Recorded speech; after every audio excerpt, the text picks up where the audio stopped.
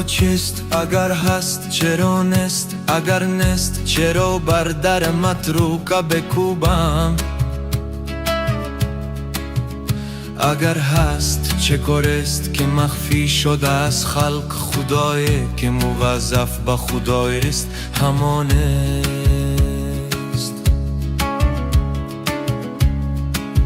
شب از لب یک مست شنیدم که به اثبات خودش گفت خدا سخته ذهنی بشری بوده خیاریست.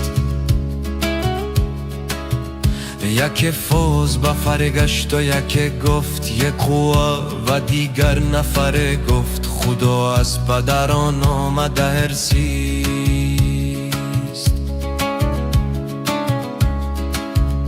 منم درک خودم روز خداوم بگویم همو هست همونست که از ذات قدیمیست.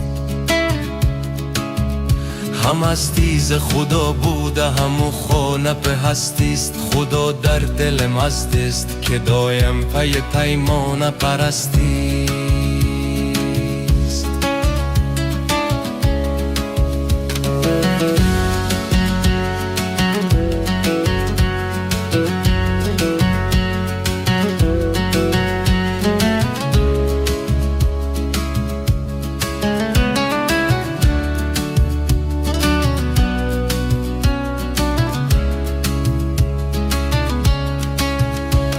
هم خالق پیمانه و مستیست. خداوند ضمیر است نمیرا و نفانیست. خدا خالق دانش خده و دانش شاگرد و مدیر است و هم حس به مسئولیت درس دبیر است.